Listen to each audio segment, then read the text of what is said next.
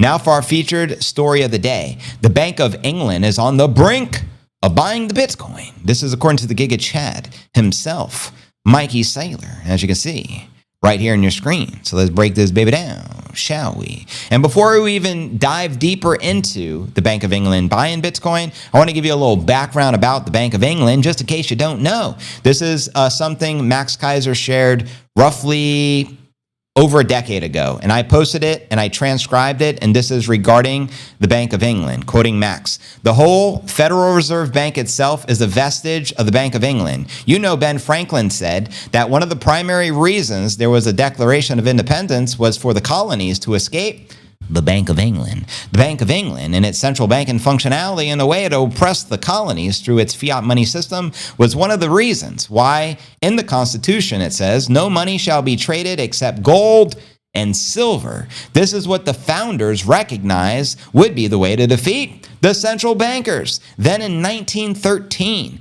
after several failed attempts, finally, the Federal Reserve Bank was created in the U.S., which is really just an extension of the Bank of England and the European Central Bank and the Bank of International Settlement and the old world monarchs in Europe. And as of 1913, America started to slip back into a monarchy, and now after the Bush years, really, the U.S. is under the thumb of an entrenched oligopoly or monarchy or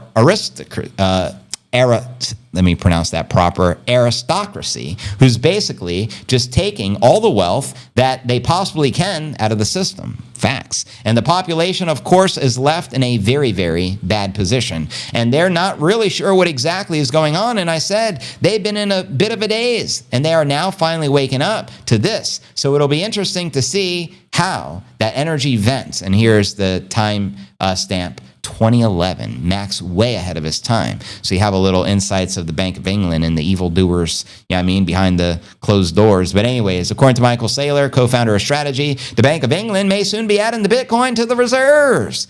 Coming full circle. He made the comment during the Bitcoin 2025 Vegas conference where Reform's UK leader Nigel spoke about his party's new plan, which is actually outlined here in this clip, in which Michael Saylor posted with the text, the Bank of England on the brink of buying the Bitcoin, the doing. He said Reform UK wants the Bank of England to hold the Bitcoin digital reserve. He also introduced a bill that would cut the capital gains tax on crypto from 24% to 10%, I dare say, 0% taxes on all of crypto transactions. Can I get an amen? Saylor described Bitcoin as the ultimate form of capital. He said investors should think about moving money out of regular currencies and bonds into crypto. His firm's Strategy has been buying Bitcoin for years, since 2020, to be exact. First publicly traded company to put a biddy on a balance sheet. And based on the reports, U.S. regulators now allow the banks to hold and trade the crypto. That makes it more likely that the big institutions will get involved. If the Bank of England does buy the biddy, it would mark a big shift. Peter shift, that is.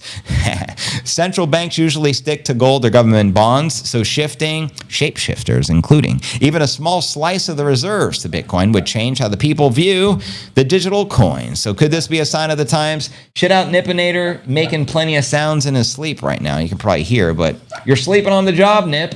You're sleeping on the job.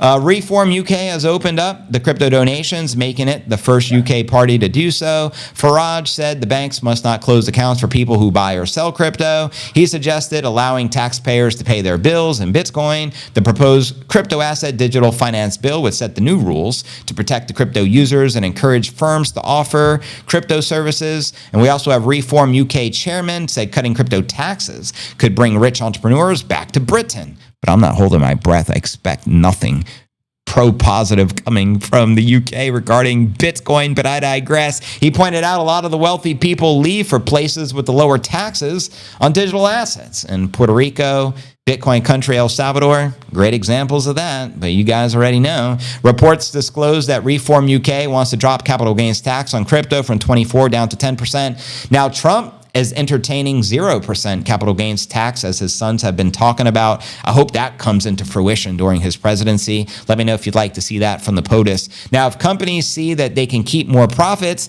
they might stay or move here. That can lead to more jobs and more tech startups. But critics warn that cutting taxes could leave the government in a hole. I disagree there. In turn, the Treasury might have to find money elsewhere. Exactly. There's so much wasted money from the government. You guys already know. But let me know your thoughts regarding the Bank of England actually adopting Bitcoin as per Michael Saylor's prediction here. Bank of England on the brink of buying, pre-low biddy, going up, forever Laura. Let me know your thoughts and what we're going to do right now. Gift 10 memberships of the channel on behalf of Crypto News Alerts. We already gifted 11 of them, thanks to Surge, Oracle, and Shandy. 10 more incoming. So let's freaking do it right now.